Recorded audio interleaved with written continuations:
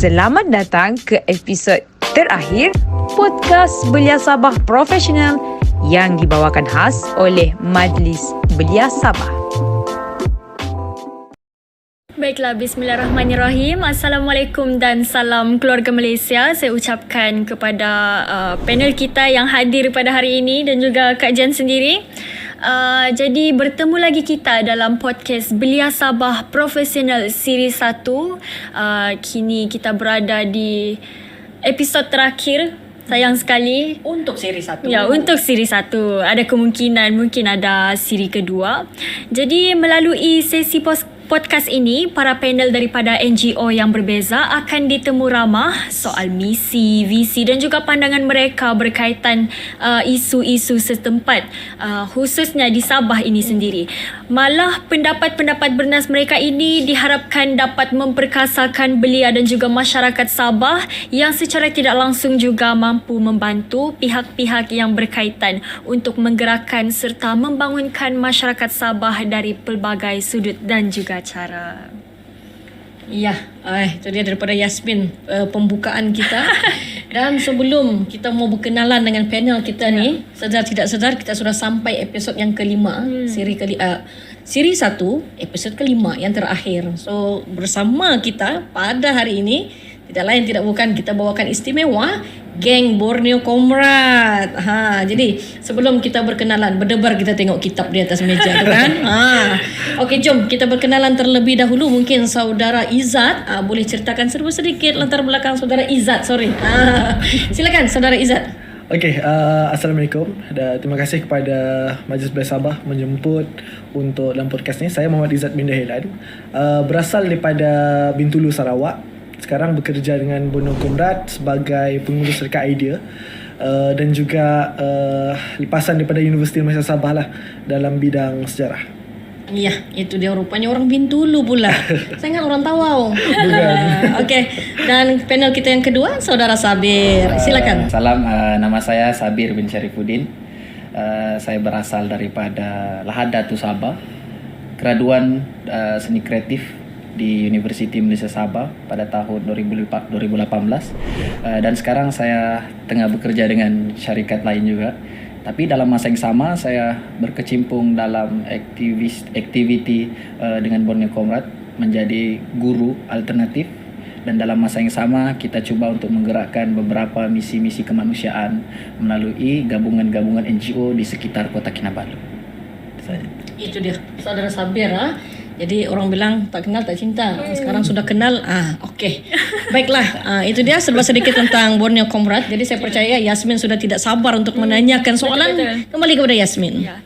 Jadi saya rasa macam keempat-empat kita yang duduk di meja ini adalah kiranya pendidik lah. Saya pun bakal pendidik juga. Jadi untuk soalan yang pertama kepada saudara Izzat sendiri, berbunyi pendek sahaja, apakah itu Borneo Comrade? Okey, untuk menjawab soalan apakah itu Borneo Comrade, mungkin boleh saya bincangkan ataupun saya ceritakan tentang sejarah lah Borneo Comrade, bagaimana wujudnya Borneo Comrade. Borneo Comrade merupakan sebuah gerakan mahasiswa yang digerakkan dengan idea perkumpulan mahasiswa daripada Universiti Malaysia Sabah pada tahun 2015, iaitu daripada Kelab Sastera Mahasiswa dan juga Suara Mahasiswa UMS Universiti Malaysia Sabah. Jadi perkumpulan mahasiswa ini membentuk gerakan di luar kampus, iaitu yang kita berdaftar di bawah ROS, iaitu Borneo Comrade, di mana ianya memfokuskan kepada kerja-kerja kemanusiaan dan juga memfokuskan kepada politik, ekonomi dan sosial, isu-isu yang di luar kampus. Dan kami sebenarnya agak kurang gemar, kalau saya sendiri saya kurang gemar untuk menyebut kami sebagai sebuah NGO. Saya lebih suka menyebut bahawa kami ini adalah sebuah kolektif, kerana kita ingin mengangkat terma-terma baharu, iaitu terma tentang pergerakan anak muda yang tidak memikirkan tentang ideologi-ideologi yang sama dalam satu organisasi, tetapi kita menerima segala idea-idea yang baru, progresif dalam satu gerakan itu yang kita sebutkan sebagai neo-kolektif. Jadi Borneo Comrade sekarang menggerakkan banyak projek di Sabah khususnya, yang mana kita ingin mengumpulkan anak-anak muda khususnya daripada Borneo, Sarawak, Sabah untuk lebih terkedepan banyak lagi dalam wacana-wacana sosial, politik dan ekonomi. Kerana Sabah dan Sarawak kita boleh lihat sebagai dua negeri yang agak terkebelakang dan agak jarang kita dengar diwacanakan dalam wacana-wacana arus perdana di Malaysia. Jadi tujuan Borneo Comrade itu wujud hadir adalah untuk membawa semangat anak muda itu, semangat pergerakan-pergerakan politikal anak muda, mahasiswa ke landasan yang lebih terkedepan. Jadi itulah yang saya boleh sebutkan sebagai Borneo Comrade. Okey, menarik Yasmin. Oh, rupanya itu pula Borneo Comrade. Kita ingat askar mana tadi? Itulah tu sebab ada perkataan komrad di sana Yang kan. penting new kolektif. Comrade tu saya bawa maksud saudara Okey. Borneo. Okey. Menarik. Itu dari sudut pandang Izzat tadilah. So kita pergi kepada saudara Sabir. Mungkin saudara Sabir boleh kongsi dengan mungkin lebih terperinci sedikit. Tadi sudah dikupaskan sedikit oleh saudara Izzat. Agaknya bagaimana modus operandi Borneo Comrade ini? Silakan. Okey. Kita mula. Bila kita cakap pasal cara gerak lah saya fikir kan. Itu Cara bahasa yang mungkin boleh kita faham. Cara pergerakan Borneo Comrade dia lebih kepada mempercayai idea-idea analisis daripada kelas bawah. Kita mempercayai bahawa setiap realiti masyarakat kena memahami piramida kelompok masyarakat. Sebab kita akan ada orang yang paling atas dan orang yang paling bawah. Jadi dalam gerak kerja Borneo Comrade, peringkat awalnya kita cuba untuk melihat kelas yang paling bawah dalam kita punya piramida masyarakat. Akhirnya akan ada beberapa cetusan-cetusan idea hasil daripada keradikalan kita memandang kelas paling bawah. Jadi bila mana kita sudah ada analisis dan penyelidikan yang tepat kepada masyarakat itu, akan ada movement untuk mengangkat persoalan-persoalan daripada bawah. Kita akan mula mempersoalkan kenapa tiba-tiba ada orang di paling bawah. Apa bentuk ekonomi yang orang-orang kelas bawah ini boleh dapat, kan? Apa bentuk-bentuk politikal yang menyebelahi dengan dorang, kan? Jadi dalam Borneo Comrade kita akan cuba membawa advokasi terhadap orang kelas bawah. Ya, dalam kita punya pergerakan kita akan sedaya upaya untuk mengeluarkan dan menyampaikan message dalam advokasi itu. Mungkin kita boleh tengok sekarang Borneo Comrade bergerak secara jelas dalam perjuangan pendidikan, kan? Pendidikan di atas air, kan? Kalau dekat KK kita ada di atas bukit, kan? Kalau di Tawau kita ada di kamp penempatan. Jadi advokasi pendidikan yang pihak berwajib perlu tahu peranannya. Ada orang-orang, ada kanak-kanak yang masih dan perlu mendapat hak pendidikan. Jadi advokasi begitu yang perlu kita angkat dan menjadi satu message terus kepada telinga orang yang berwajib lah, yaitu orang yang berkuasa. Dan secara ringkasnya, modus operandi Borneo Comrade, cara pergerakan Borneo Comrade, kita lebih kepada membawa satu tema perubahan. Ya. Dalam setiap gerak kerja kita akan sentiasa menjualkan modal-modal perubahan. Setiap advokasi, setiap message, setiap pergerakan kita, setiap kreasi kita adalah kita mahukan perubahan daripada baik kepada yang lebih baik. Jadi saya rasa cukup sekali itu, mungkin kita boleh hurai. Sebab itulah Borneo Comrade ni dia dekat dengan misi kemanusiaan, betul-betul. kan? So, kembali kepada Yasmin. Jadi macam yang kita tahu, setiap organisasi ataupun setiap gerakan itu pastinya mereka ada cabaran-cabaran tersendiri. Jadi saya ingin bertanya kepada panel kita yang pertama, iaitu saudara Izzat sendiri, apakah cabaran-cabaran yang dihadapi oleh Borneo Comrade sepanjang penubuhan sehingga kini? Okey. Kalau mau bicarakan cabaran, mungkin saya boleh bahagikan kepada 3 elemen ataupun skop yang mungkin kita boleh lihat, iaitu skop politik, ekonomi dan juga sosial lah.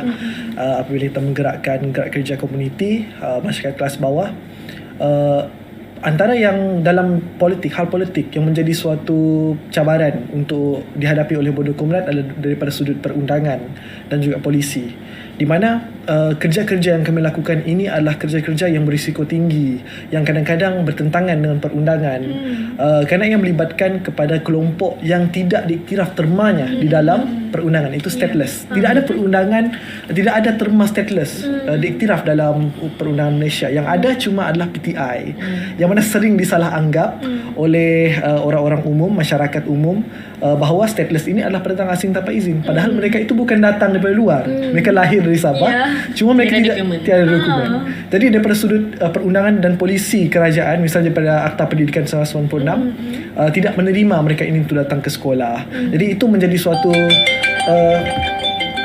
satu batu penghalang untuk kami menggerakkan gerak-gerak kerja kami di lapangan daripada sudut polisi itu sendiri. Kemudian daripada sudut, sebenarnya lebih banyak lagi, tapi itu salah satu persoalan yang besar yang kami hadapi di ruang politik itulah. Kemudian daripada sudut ekonomi pula adalah untuk tentang ekonomi komuniti dan juga sustainability Bone Comrade. Saya pergi kepada komuniti dahulu adalah untuk kita membangun ekonomi komuniti, kerana kita perlu daripada sudut perspektif realistiknya, untuk kita membangun sosial, untuk kita membangun pemikiran politikal mereka, untuk mereka menuntut hak mereka sendiri, ekonomi itu perlu kukuh terlebih dahulu. Tetapi untuk kita memperkukuhkan, misalnya kami ada projek kebun komuniti, projek banyak projek menjahit, projek berniaga dalam komuniti, tetapi kita tidak boleh pergi lebih jauh kerana masalah kekurangan dokumentasi yang dihadapi oleh mereka. Jadi macam mana untuk kita bergerak ke hadapan? Jadi itulah rumus-rumus yang merupakan cabaran besar bagi kami, untuk kami cebur kembali idea-ideanya, untuk kami lihat kembali, untuk kita melakukan pemikiran ulang terhadap persoalan-persoalan tersebut. Bagaimana untuk kita memperkukuhkan ekonomi komuniti untuk dapat kita pacu mereka ke hadapan dengan lebih baik, dan kita bawa mereka ke dalam wacana arus perdana dengan lebih berintegrasi bersama komuniti bersama. Kemudian daripada sudut ekonomi, daripada sudut kekangan Bone Comrade sendirilah, saya pasti semua gerakan pasti ada masalah kewangan, masalah itu sendiri.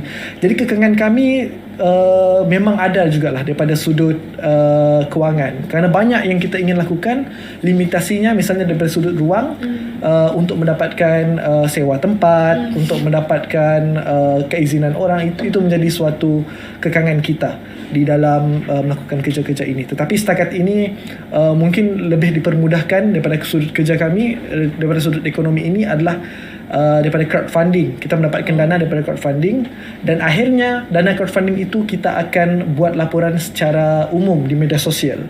Jadi setiap hujung tahun Bone Comrade akan ada pembentangan. Di situ kita akan lakukan pembentangan kewangan. Segala duit-duit, segala kewangan kita perolehi akan dibentangkan secara atas talian. Jadi semua orang boleh tonton semula video-video pembentangan kewangan Bone Comrade. Jadi semuanya lutsina, semuanya boleh dilihat oleh orang lain. Jadi kita menjaga ketelusan itu. Itu daripada sudut ekonomi. Dan daripada sudut sosial adalah daripada interaksi dengan komuniti itu sendirilah. Kadang-kadang ada juga komuniti yang kurang menerima kedatangan kita ke tempat tersebut. Ada juga komuniti yang meraih kedatangan kita. Jadi pertemuan-pertemuan dalam komuniti itu bagi kami adalah satu cabaran, tetapi bukanlah satu benda yang kami rasa satu masalah yang besar. Kerana bagi kami itulah ruang yang perlu kita pergi untuk kita lakukan suatu pendidikan itu berjalan dalam komuniti, untuk kita mendidik mereka bahawa kami datang ini adalah untuk menambah baik kehidupan bersama. Bukan Bone Comrade datang sebagai orang yang sok-sok pandai masuk ke sana, tetapi kita ingin bekerja bersama mereka, bersama-sama kita merubah apa yang ada yang sekian lama mereka hidup dan mereka huni itu. Jadi itulah antara cabaran yang kami hadapi lah, yang boleh dikatakan sebagai satu cabaran yang agak besar dan agak panjang kami diskusinya agak panjang, sehingga kan kadang-kadang menyekat juga gerak kerja. Tapi kami, jika ia menyekat gerak kerja, kita akan ketepikan dahulu, kita akan fokus kepada yang mana boleh bergerak. Banyak juga punya isu ni, tapi saya percaya isu-isu ataupun cabaran-cabaran tu tadi tidaklah menjadi kudis kepada Borneo Comrade ini, sebabnya Borneo Comrade masih ada di sini. Ya, betul. Dan saya percaya mereka sentiasa bijak mencari solusi dan sebagainya. So tahniah untuk Borneo Comrade.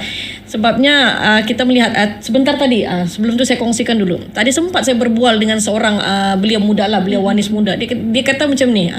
Saya quote lah kata-kata dia. Dia kata, dia bilang, Borneo Comrade dia bilang, sampai KK sudah. Dia bilang, dulu Borneo Comrade ni kecil je. Dia bilang, sekarang besar sudah. Dia bilang begitu.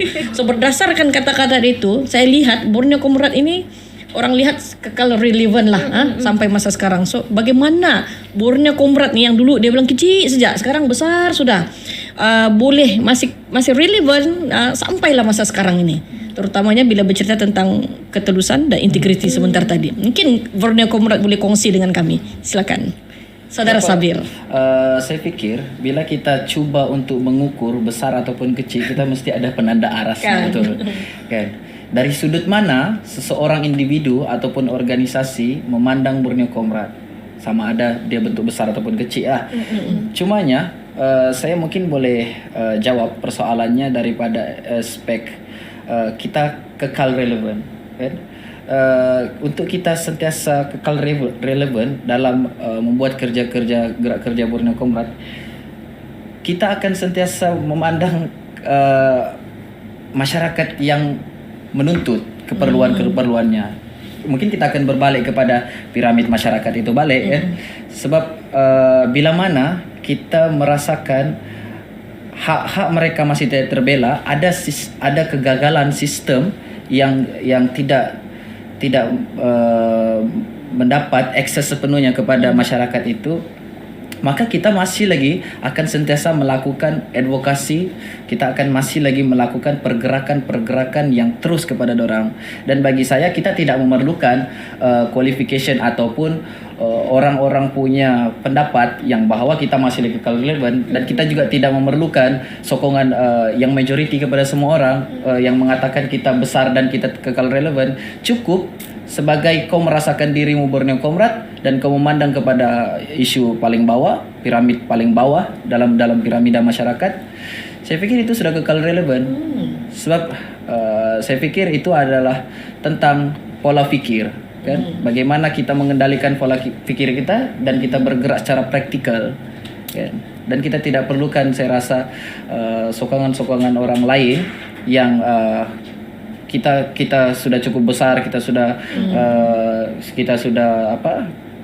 kita masih kekal relevan. Saya rasa itu agak membunuh kita secara perlahan. Yang paling penting adalah orang-orang dalam Borneo Comrade mengekalkan prinsip-prinsipnya untuk sentiasa menidakkan penindasan, kan? Mengangkat idea-idea keadilan dan hak-hak kemanusiaan itulah. Maksudnya Borneo Comrade dia ada berpegang dengan prinsipnya tersendiri lah, kan? Supaya ialah apa yang objektif penumbuhan Borneo Comrade ni sendiri tercapai. Menarik. Dan saya fikir juga pasal bila kita cakap prinsip Borneo Comrade, dia tidaklah berdasarkan hak mutlak kepada seseorang individu tu. Sebab kita tidak mengimpikan satu organisasi yang feudal, apatah lagi meletakkan jawatan setiap orang. Jadi saya fikir kena dilihat berdasarkan rasional penghujaan orang itu adalah yang penting. Itulah tadi saya dengar nih, Borneo Comrade tiada ketua, wah. Semua ketua. Gitu kan, Tuan Sabir? Hebat.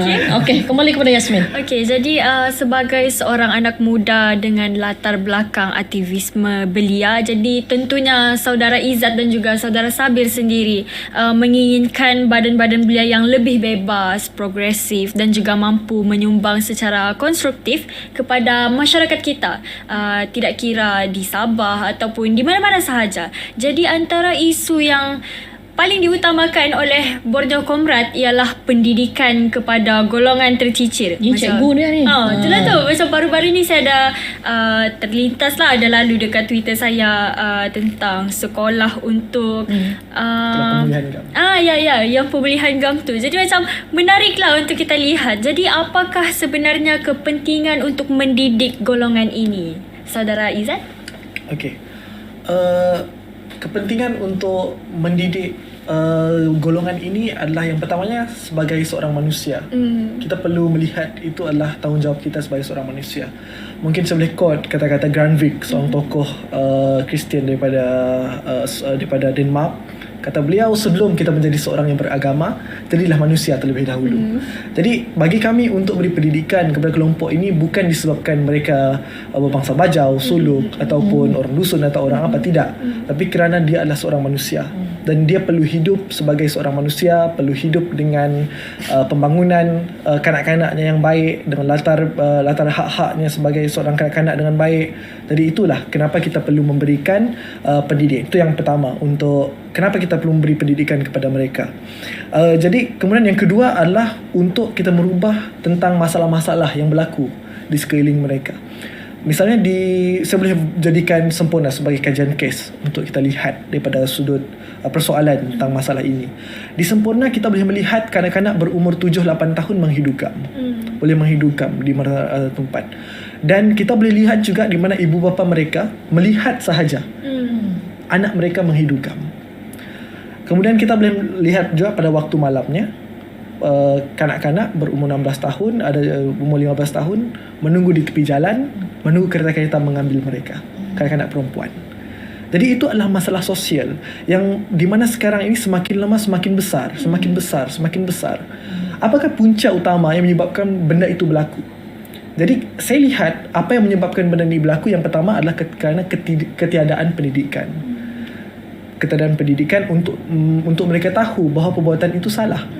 Kerana pada peringkat awal apabila datang ke Sempurna, apabila mereka melihat saya, mereka hidup gam saja dan mereka tidak ada rasa apa-apa. Kemudian apabila beberapa bulan saya di Sempurna, saya tegur, saya kata itu salah. Setiap kali mereka nampak saya, mereka akan bagi plastik gam tu dengan saya, ataupun mereka akan lari, ataupun mereka buang. Sebab mereka tahu bahawa perbuatan itu salah. Kerana apa yang saya ucapkan, saya ulang-ulang kepada mereka, itu adalah pendidikan yang mereka perolehi. Mereka tahu bahawa itu adalah perbuatan yang salah. Bagi saya itu sudah cukup terlebih dahulu untuk peringkat awalnya. Kemudian masalah sosial yang berlaku di sekeliling mereka dapat diselesaikan dengan memberinya pendidikan. Seperti vaksin, isu vaksin sebelum ini. Kenapa diberi vaksin juga kepada orang stateless? Kerana walaupun dia stateless, jika dia terkena COVID-19, akan memberi jangkitan kepada warga negara. Begitu juga pendidikan. Apabila mereka tidak berpendidikan, terlibat dalam isu sosial, apa yang mereka lakukan itu akan terkena juga kepada warga negara. Betul. Jadi kerana itulah pendidikan itu adalah vaksin yang perlu diperolehi oleh semua umat manusia, tidak kira warga negara ataupun tidak warga negara. Jadi itulah mengapa pendidikan itu perlu diberikan kepada mereka. Jadi seterusnya, untuk kenapa kita memberi pendidikan kepada mereka ini adalah kerana kita ingin mencipta suatu negara, suatu masyarakat yang lebih baik, supaya kita dapat melihat mereka ini dapat membangunkan negara ini dengan lebih baik. Negara dapat mengambil manfaat daripada mereka, daripada kita sendiri, dan kita dapat mencipta suatu negara bangsa yang akhirnya memanfaatkan kemanusiaan dengan menghargai nilai kemanusiaan. Jadi kerana itu kami memberikan pendidikan, dan kerana itu juga mengapa Borneo Comrade berpegang kepada kata-kata pendidikan alat perubahan bangsa. Ya. Tapi mungkin saya boleh tambah sedikit pasal apa kepentingan kita untuk mempraktikkan pergerakan begitu kan. Apa kepentingan kita membuat kelas pemulihan GAM, apa kepentingan kita membuat kelas literasi dan numerasi.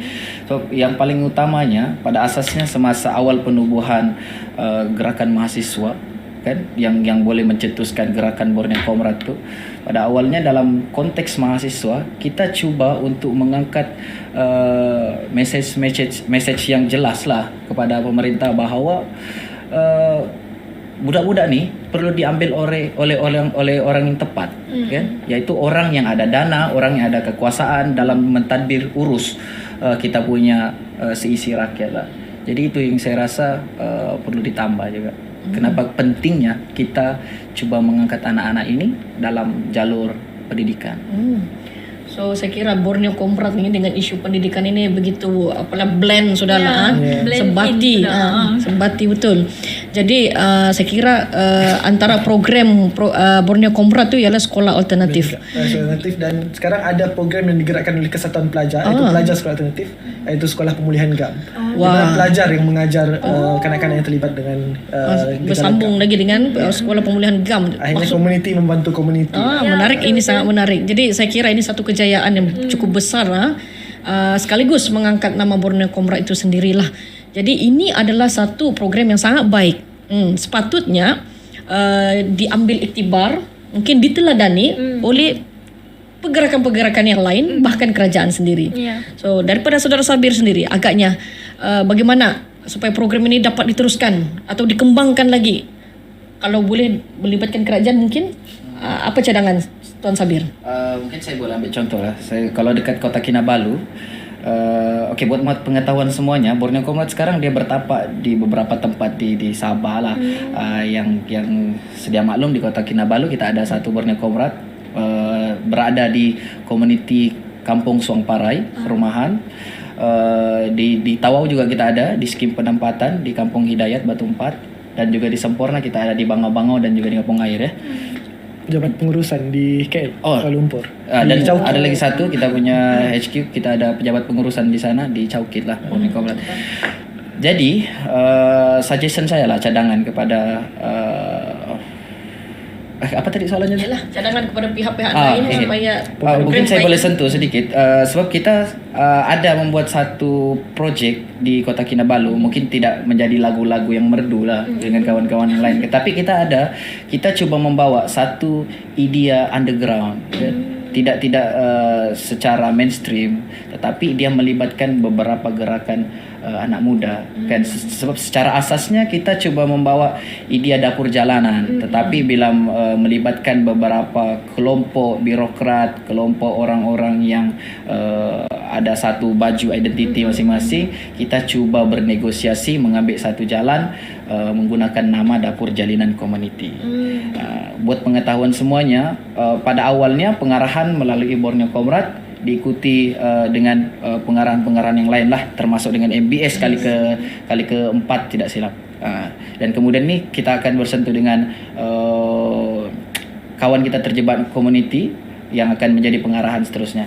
Jadi bagaimana sebenarnya kita cuba untuk mengajak, mencadangkan kepada gerakan-gerakan yang lain supaya mesti ada satu penganalisis yang tepat kepada orang yang betul-betul tepat. Bila mana kita melakukan sesuatu, kita kena membuat satu pemerhatian, observation kepada lapangan, kan?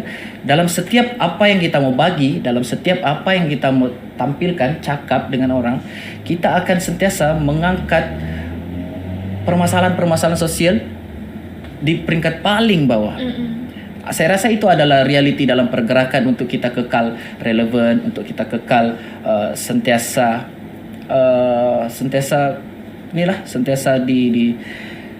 dibantu oleh kawan-kawan yang lain. Jadi saya juga mahu mengajak kepada kawan-kawan semuanya untuk sentiasa tidak memikirkan hal-hal teknikal, kan, hal-hal yang make up. So kadang-kadang ada orang yang merasakan dirinya terpanggil menjadi satu tanggung jawab, tetapi bila dia menggunakan kaedah-kaedah yang cuma make up, kan, hantar bantuan dan kemudian bergambarnya 10 keping, kan, bergambarnya membagi setiap, padahal dia bagi keropok siap pun, kan. Itu analogi yang saya pikir agak melampau, kan. Jadi saya punya cadangan kepada kawan-kawan, kita tidak perlu memandang benda-benda yang teknikal, dan kita perlu sentiasa, kalau boleh dalam perbincangan kita, siri-siri perbincangan kita, kalau boleh kita sentiasa cuba untuk mengembangkan medium yang kita gunakan, platform yang kita gunakan, alat yang kita gunakan. Macam Dapur Jalinan, dia bukan sekadar makanan, tapi macam mana kita cuba untuk sentiasa menyuntik bahawa ada lagi orang yang tepat yang perlu kita bagi selain daripada sekitar KK. Mungkin pada permulaannya dia cuma akan dibagi kepada orang-orang KK, tetapi bila kita mengajak kawan-kawan yang baru untuk berkecimpung dalam kerja-kerja underground, dia akan mula untuk memerhati dan menganalisis siapa sebenarnya orang yang patut menerima bantuan ni. Akhirnya kita akan cuba menyuntik bahawa orang yang berada di kelas bawah adalah orang yang tinggal di dalam komuniti, iaitu orang yang undocumented. dan perjalanannya akan semakin jauh. Bila masuk di dalam community, dia akan cuba lagi mengangkat permasalahan sosialnya. Macam yang terjadi di Sempurna sekarang. Dorang akan sentiasa mengangkat permasalahan sosial berkenaan dengan pemulihan GAM. Itu salah satu. Kemudian akan ada lagi permasalahan ekonomi, permasalahan agama. Jadi perlahan-perlahan kita cuba untuk membawa dan cuba untuk mencadangkan kepada organisasi-organisasi yang lain sentiasa membuat penganalisis pemerhatian yang tepat kepada golongan yang tepat.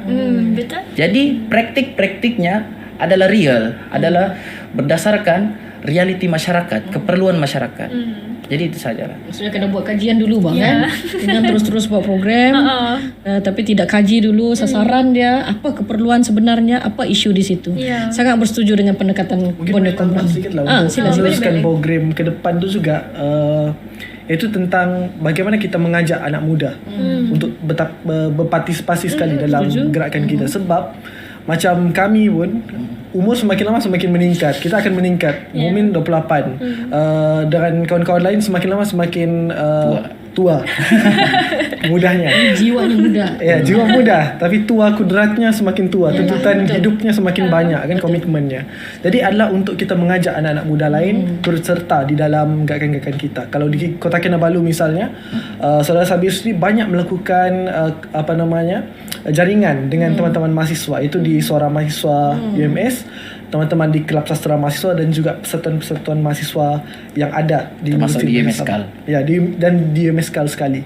Jadi dengan menggerakkan gerakan anak muda ini, akhirnya program ini, gerakan ini ataupun segala projek-projek community ini akan dapat diteruskan oleh mereka. Dengan mereka memahami yang dengan kita tidak perlu memberatkan hal teknikal kepada mereka, tapi memberikan mereka bayangan, kemungkinan untuk mereka membawa ini sendiri. Saya suka ni idea ni, Yasmin. Golongan muda yang dia tarik dulu sebab yalah sementara komitmen belum banyak. Ya, betul. Nanti sudah berkeluarga, pikir anak lagi 5-6 orang. Kalau 5-6 orang, 8-9 orang, ekonomi dan sebagainya sangat menarik. So mungkin kita kembali kepada Yasmin untuk yang pusingan terakhir saya kira ya. Saya ingin tambah sikit lah mungkin kalau dari segi belia ni. Kalau dari segi wang mungkin tidak dapat lah contribute banyak, Tenaga. tapi dari segi tenaga, idea. sebab tenaga dan juga idea orang-orang muda ni kita sangat perlu di masa sekarang. Okey, jadi untuk soalan yang terakhir lah, jadi soalan ini terbuka kepada saudara Izzat dan juga saudara Sabir sendiri. Pelan Hala 7 SMJ tidak banyak menyentuh hal pendidikan dan juga ekonomi golongan tercicir ataupun boleh kita katakan golongan yang tanpa dokumen ini. Jadi apakah pandangan dan juga gesaan Borneo Komran tentang perkara ini agar dapat merangkumi semua golongan yang sebenarnya patut diberikan perhatian oleh pimpinan kerajaan? Mungkin sambil mulakan. Boleh? Saya simple saja. Kalau SMJ dia tidak ada satu pelan untuk pendidikan dan juga orang undocumented, tetapi dia masih lagi mau berpartisipasi dengan gerakan kita, bermakna dia kena ada pelan itu. Saya rasa itu secara ringkas. Sebab mungkin kita boleh mempersoalkan, mungkin kita boleh mengkritik fellow kan, kenapa dia muncul kan? Adakah kemunculannya ni sekadar untuk menyedapkan kerusi-kerusi lembut orang yang di atas, ataupun dia cuba untuk bersolidariti dengan kita kan, mengangkat suara-suara yang sepatutnya diangkat, yaitu orang-orang yang tidak terbela dan tidak mendapat akses kesehatan, akses pekerjaan, akses banyak lagi akses yang orang-orang yang ada dokumentasi ini dapat. Jadi saya pikir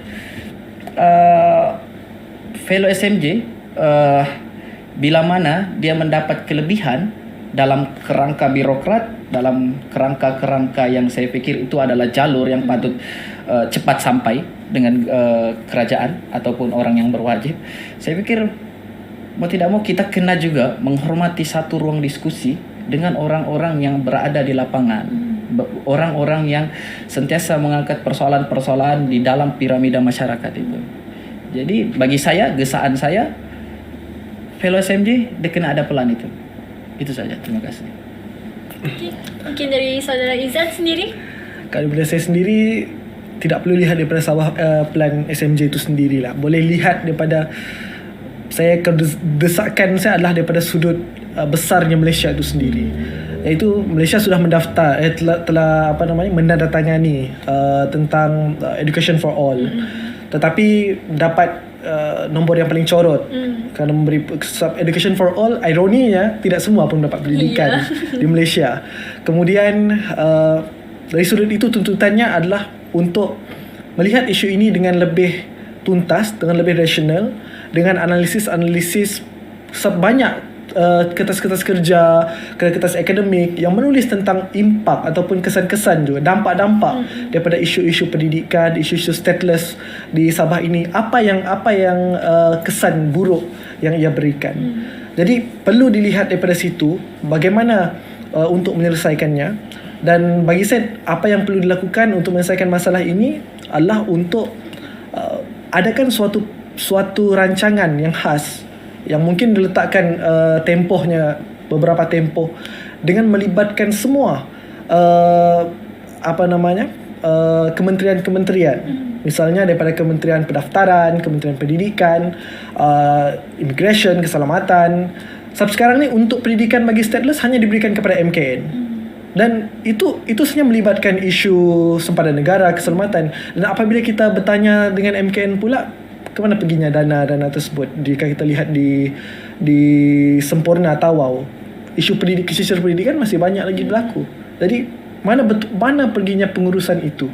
Jadi apa yang saya tuntut kepada pihak kerajaan Malaysia khususnya adalah untuk melakukan jaringan kerjasama yang luas, di mana yang disebutkan tadi dilibatkan kelompok-kelompok NGO, intelektual, aktivis mahasiswa untuk bersama berpartisipasi, berbicara tentang isu ini untuk mendapatkan suatu penyelesaian yang radikal. Radikal ni sebenarnya banyak orang salah faham. Radikal ni maksudnya radix, iaitu akar, iaitu mendapatkan persoalan akar untuk kita menyelesaikan masalah-masalah yang ada di Sabah berpunca daripada isu stateless. Sebab kena sedar, misalnya isu DJPN yang stateless ni bukan setakat stateless yang tidak mempunyai kewarganegaraan, tetapi yang berpotensi untuk menjadi stateless. Saya ada kawan di Universiti Malaysia Sabah yang baru mendapat IC pada umur 23 tahun. Sebab masalah pengurusan di JPN itu, birokrasi terlalu panjang. Bayangkan jika di umur 22 tahun dia sudah tidak mempunyai duit dan tidak mahu lagi menguruskan, dia boleh menjadi stateless. Jadi ini adalah masalah yang saya katakan kompleks di Sabah, yang mana Sabah sebenarnya jika tidak menyelesaikan masalah ini dengan baik, Sabah adalah negeri yang melahirkan stateless makin ramai. Jadi kita bukan menyelesaikan masalah, tapi kita menimbulkan masalah. Jadi kerana itu hal ini perlu dilihat dengan lebih serius. Jangan dipolitikalkan, kerana isu ini boleh dikatakan agak seksi untuk dipolitikalkan oleh orang-orang politik khususnya. Tetapi ianya dapat menyebabkan masalah yang besar jika ianya tidak digerakkan dengan solusi yang cepat. Menarik. Okey, jadi mungkin kita sudah mendengar pendapat daripada kedua-dua panel kita pada hari ini daripada Borneo Comrade. Jadi untuk sebagai macam sedih pula Mas Akap. Di penghujung kita punya siri podcast pada kali ini, mungkin daripada saudara Izzat dan juga saudara Sabir ada nasihat ataupun apa-apa yang kata-kata terakhir yang mahu dikatakan kepada belia-belia mahupun masyarakat di Sabah ini khususnya tentang apa-apa sahajalah, Terutamanya pendidikan tadi. Ya, betul. Okey, mungkin sebelum mulakan dulu, tidak lain adalah untuk semua golongan, tidak kira tua atau muda, untuk bekerjasama dalam menyelesaikan masalah pendidikan di Sabah ataupun di Malaysia secara umumnya. Kerana masalah pendidikan merupakan persoalan yang besar. Disebutkan oleh tokoh sejarawan Ibn Khaldun, untuk meruntuhkan suatu masyarakat itu adalah untuk meruntuhkan sejarahnya. Dan sejarah itu adalah salah satu elemen pendidikan yang perlu kita pupuk, perlu kita jaga, perlu kita bangunkan untuk kita memastikan tamadun, peradaban dunia ataupun negara kita ini terus kekal dengan lebih progresif ke hadapan. Dan tidak ada suatu bentuk dominasi kelompok umur. Sebab sering berlaku di mana orang tua lebih banyak makan garam. Dan itu sering saya dengar. Darah tinggi tu. Ya, betul. dan saya katakan anak muda tidak perlulah buat suatu kalau mau buat sesuatu perlu dijaga. Saya kata orang tua perlu dijaga sebab mereka banyak makan garam sakit. Jadi perlu banyak dijaga. Perbuatan kamu perlu banyak dijaga, bukan anak muda. Anak muda hidupnya masih panjang. Perjalanannya masih panjang. Perjuangannya masih panjang, idenya masih progresif. Biarkan bereksperimentasi bersama. Yang tua meraih, yang muda teruskan memberi idea dengan idea-idenya yang subur dan yang hijau untuk pembangunan bersama di negeri ini. Ya. Okay, jadi mungkin daripada saudara Sabir pula ada kata-kata? Kalau daripada saya petik sedikit satu bait puisi daripada Willibrordus Rendra, sastrawan Indonesia. Dia cakap, ilmu-ilmu yang diajarkan di sini akan menjadi alat pembebasan ataukah akan menjadi alat penindasan. Kita di dalam gerakan kemanusiaan kita cuba mengangkat idea mahasiswa, kan, di mana kita saling bersolidariti, kita coba untuk mencapai kebersamaan, membuat semuanya sama rata, tidak memikirkan kau atas dan kau bawah. Kita coba untuk mengangkat satu benda yang baik-baik saja. Kita tidak coba untuk mengangkat pergaduhan-pergaduhan dalaman, kan? Kita tidak mahu ada pergerakan-pergerakan yang terbantut dan cuma disekat bila kita cuma bincang kepentingan-kepentingan orang-orang politik, orang-orang yang ada baju-baju tersendiri. Jadi besar harapan saya kepada kawan-kawan yang di luar sana untuk membuat jaringan dengan Borneo Comrade, membuat kolaborasi melalui misi-misi, projek-projek pendidikan supaya kita sentiasa ada pandangan-pandangan di luar. Dan yang paling penting, kita cuma mahukan kritikan-kritikan yang dapat membina Borneo Comrade untuk kekal relevan dalam mengangkat isu-isu masyarakat.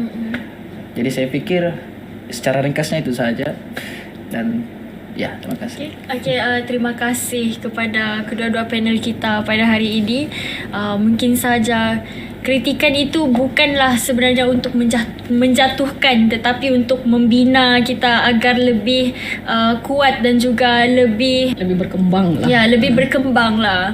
Okay, jadi terakhir sekali kita ucapkan terima kasih kepada pendengar-pendengar podcast kita yang setia untuk menonton kelima-lima episod dalam siri satu ini sehingga akhir. Sokongan daripada para penonton dan pendengar ni amatlah diperlukan. Komenlah yang baik-baik, berilah komen yang membina Ya, kan. betul. Dan kita risau juga ni gara komennya nak masuk akal kita. Jadi berilah komen yang membina.